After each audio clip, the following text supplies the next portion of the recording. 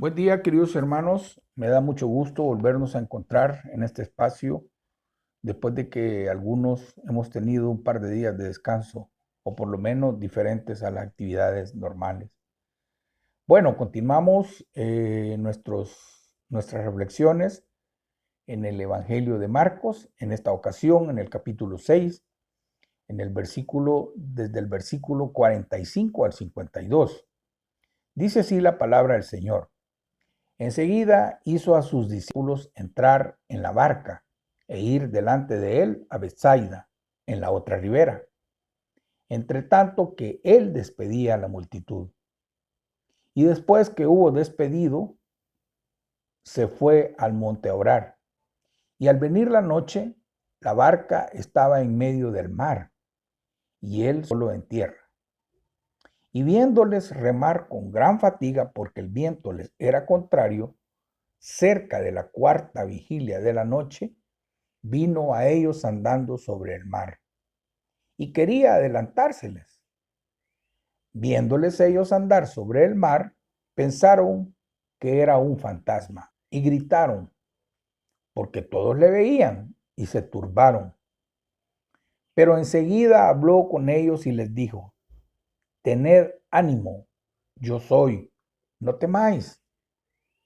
Y subió a ellos en la barca y se calmó el viento y ellos se asombraron en gran manera y se maravillaban, porque aún no habían entendido lo de los panes por cuanto estaban endurecidos sus corazones.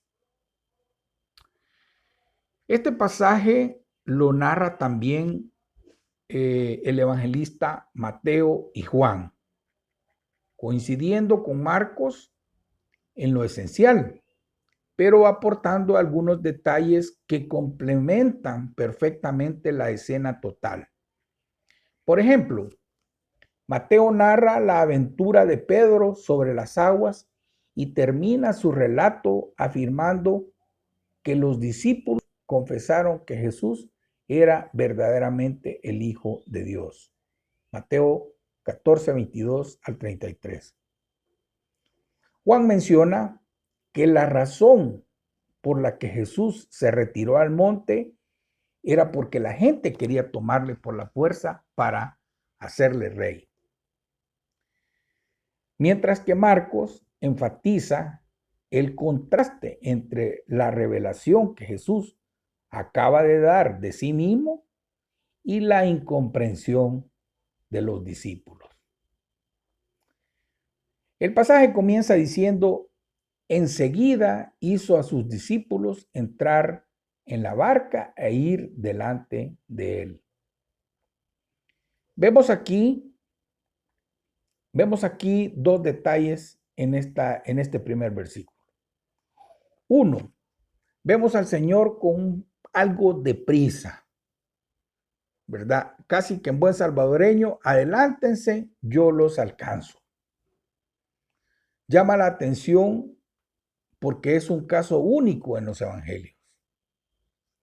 Y el otro detalle es que el Señor no estaba mandando a los discípulos que se fueran, sino que casi que los estaba forzando a marcharse. Ese es el verdadero significado de este primer versículo. ¿Cuál era la razón por la que el Señor actuaba de esa manera? Jesús quería sacarlos de aquel ambiente que se había creado después de la multiplicación de los panes y los peces. El milagro había producido un tremendo impacto sobre la gente y había un estallido de fervor nacionalista. La gente vino para hacerle rey, puntualiza Juan en el capítulo 6, versículos 14 y 15. Mire, los tiempos actuales no son distintos, no son diferentes. Les acababa de dar de comer a toda una multitud, les sanaba sus enfermedades, les enseñaba. Con todo esto es probable que los mismos discípulos también se podían contagiar del entusiasmo existente por este ambiente que se había generado. Cualquiera estaría motivado cualquiera, igual que hoy, reparten una cosa por aquí, se apuntan, hacen cola, dan dinero, dan víveres, cualquier cosa que den. Vemos que siempre ha sido así. Así que el Señor tuvo que hacerle subir a la barca casi a la fuerza para aislarlos de ese fervor, para tranquilizar sus ánimos y hacerles entender que la emoción de la gente no es parte de la voluntad de Dios. Eso no contaba. Una vez que Jesús consiguió que sus discípulos entraran a la barca y se marcharan, tuvo que persuadir a las multitudes para que también se fueran. Aquí nos preguntamos, ¿por qué actuaba Jesús de esta manera? Si al fin y al cabo Jesús era el auténtico rey de los judíos, ¿por qué no aprovechar esta ocasión para ser llevado por las multitudes hasta Jerusalén y ahí ser coronado rey? Bueno, hay algunas razones. En primer lugar, hermanos, porque la multitud estaba pensando en sublevarse contra los romanos, lo que habría derivado en una lucha armada, un derramamiento de sangre, un encuentro beligerante. Y esto no tenía nada que ver con los medios que Jesús utilizaba. Dos, la esclavitud de la que Jesús había venido a librarles no era la de los romanos, sino la de sus propios pecados. Y vea que esto estaba muy lejos de sus pensamientos. Tercero, porque la multitud pensaban en un reino material. Ellos ya habían visto cómo Jesús había multiplicado los panes y peces. Por lo tanto, podría también satisfacer cualquier otra necesidad que ellos tuvieran.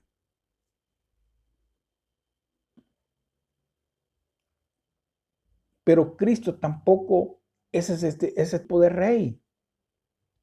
Y finalmente, hermanos, porque mientras Dios no cambie el corazón humano, el hombre sigue siendo un ser ingobernable. Ni los mejores programas políticos y sociales logran funcionar por causa de la maldad del ser humano.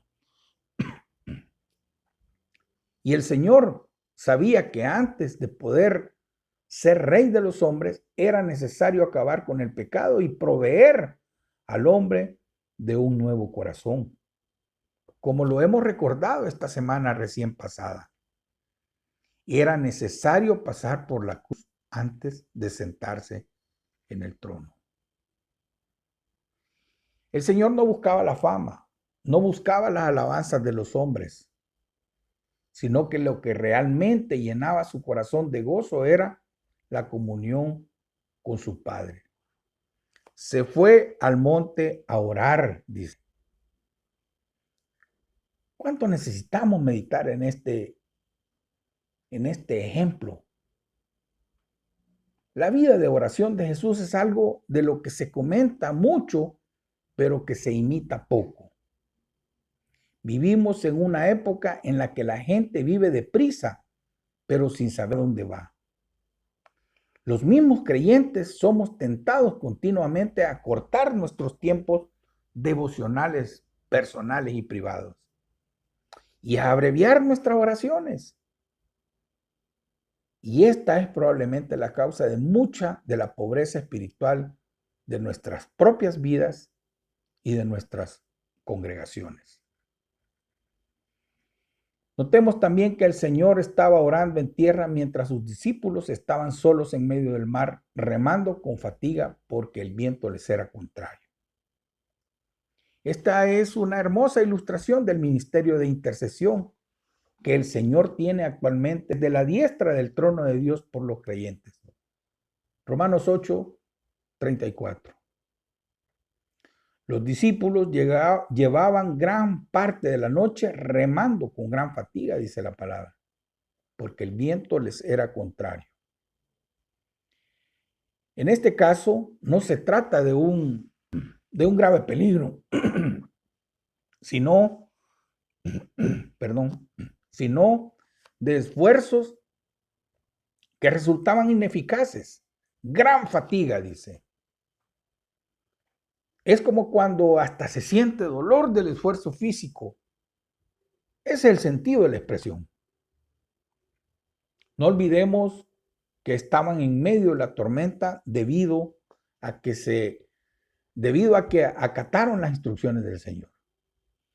Esto me hace pensar que nosotros también podemos encontrarnos en medio de situaciones difíciles, muy dolorosas, luchando contra adversidades, como consecuencia de la obediencia al Señor. Pero en medio de la situación, el Señor sabía lo que estaba pasando. Y tal vez ellos podían creerse olvidados por su maestro. Donde quiera que un discípulo se encuentre y cualquiera que sean circunstancias que le rodeen, el Señor vela por nosotros. Mire qué verdad más consoladora. Sin embargo, dicho todo esto, también debemos recordar que el Señor no llegó hasta ellos, sino hasta cerca de la cuarta vigilia de la noche. Y podemos preguntarnos, ¿por qué el Señor no vino a la primera vigilia evitándoles tanto esfuerzo y sufrimiento? Muchos siervos del Señor han compartido esta experiencia en su obra espiritual. Han trabajado duramente en medio de la noche sin apenas ver fruto de su trabajo. Y han tenido la sensación de que el Señor los dejaba solos en medio de las dificultades. Y esto no es así. Como ya lo hemos visto, el Señor había estado intercediendo por ellos mientras estaba en el monte orando. Por otro lado, cuando pasamos por situaciones difíciles, nunca debemos perder la confianza en nuestro Dios, sabiendo que Él está siempre controlando lo que nos ocurre y dirigiendo cada cosa para nuestro bien. Y en el caso concreto de los discípulos, aunque no podemos afirmarlo con seguridad, sí, podemos pensar que este tiempo de adversidad y prueba tuvo que haber sido el antídoto ideal para apartar sus mentes de la excitación popular de la que ellos también estaban empezando a contagiarse. Luego dice el texto, vino a ellos andando sobre el mar. Ustedes recordarán que en una ocasión anterior, cuando íbamos allá por el capítulo 4 de este evangelio, Jesús ya había demostrado que era capaz de calmar los vientos y el mar. Pero ahora va a demostrar que también puede hacer de las aguas, que las aguas le sirvan para afirmar sus pies. Este episodio ilustra de una forma preciosa la manera en que el Señor acude en auxilio de nosotros y de sus hijos. Dice que quería adelantárseles. Aquí hay algo que hay que poner atención. Por un lado, los discípulos llevaban casi toda la noche luchando contra el viento, sin apenas lograr avanzar. Pero Jesús pasa a su lado. Que Jesús no tenía intenciones de detenerse para ayudarle. ¿Por qué hizo esto el Señor? Realmente no podemos asegurarlo, no podemos saberlo. Pero lo que sí es evidente es que ellos no lograron identificarlo adecuadamente. Todos lo veían, pero al venir a ellos caminando sobre el mar, inmediatamente pensaron que era un fantasma. Aquí surge entonces la cuestión fundamental con la que Marcos nos enfrenta una y otra vez. Y es que es la identidad de Jesús. ¿Quién es Jesús? Los discípulos no lograron identificarlo adecuadamente. Les parecía que era un fantasma y esto impidió que Jesús les ayudara. Esto nos hace pensar en lo importante que es reconocer correctamente a Jesús. En realidad, había sido su incapacidad para reconocerle, lo que motivó que el Señor les mandara que rápidamente se fueran en la barca a la otra orilla. Las multitudes estaban creyendo que Jesús era un revolucionario, que iba a librarles de los opresores romanos y de los mismos discípulos, Y los mismos discípulos parecían que no lo veían. Parecía que lo estaban viendo así, de esa manera. Y bueno, mientras no entendieran adecuadamente realmente quién era Jesús, Él no podía hacer la obra en ellos. De hecho, cuando no entendemos quién es Jesús, su presencia nos puede turbar, nos puede llenar de temor, tal como pasó en la ocasión. A usted y a mí nos hubiera pasado algo parecido. En cierto sentido, es fácil entender la reacción de los discípulos. ¿Cómo podían esperar que Jesús viniera a ellos andando encima del agua? Pero muchas veces ocurre lo mismo con nosotros. El Señor se presenta en formas inesperadas. No lo reconocemos y dejamos que pase de largo. Hoy por hoy muchas personas no logran percibir que es en la cruz de Cristo donde Dios se ha manifestado con mayor claridad. Como decía el apóstol Pablo, a unos les parece locura y a otros debilidad. Y así pasan a su lado, cargados como están por sus pecados y problemas, sin percibir que es ahí donde Dios se manifiesta a los hombres. Veamos el desenlace. Y les dijo, tened ánimo, yo soy, no temáis. Vemos aquí al Señor dándoles seguridad de que era Él quien se acercaba a ellos. Yo soy. Tal vez el Señor solo quería decir que era Él su maestro, al que ellos conocían. Sin embargo, para cualquier judío estas palabras, especialmente cuando fueron pronunciadas por alguien que estaba caminando sobre las aguas, haría pensar en el nombre con el cual Dios se manifestó a Moisés.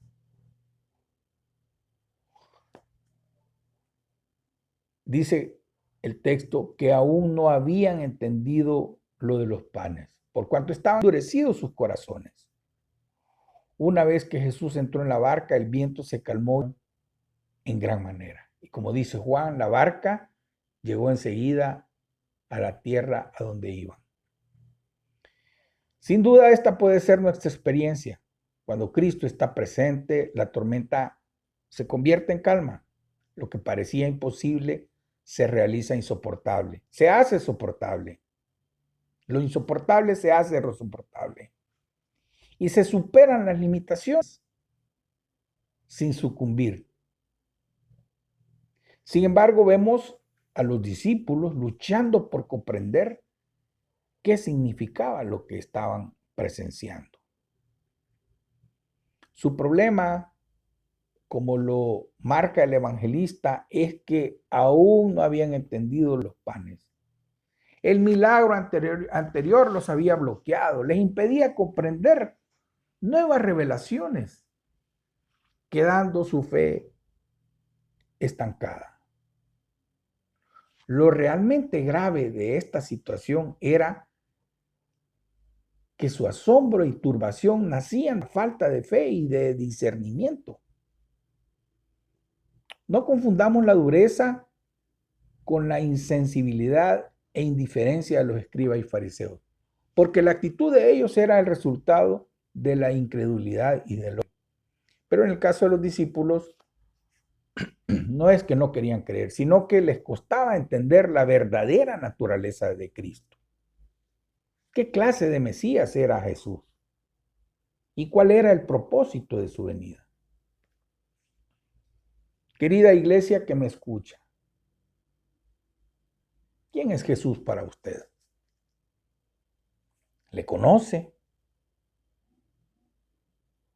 ¿Sabe por qué siendo Dios se hizo hombre, que murió en una cruz por usted y por mí, que no está muerto, resucitó y hoy está a la diestra del Padre intercediendo por sus hijos? Le invito a que de manera intencional le busque por medio de la palabra y la oración. Puede unirse a un grupo pequeño de familias para leer las Escrituras, orar y tener comunión unos con otros. No dudo que su vida y la vida de los suyos serán bendecidas en este proceso de aprendizaje y de conocer más al Señor. Yo le deseo que tenga una bendecida semana y nos escuchamos el próximo lunes si el Señor nos permite. Buen día.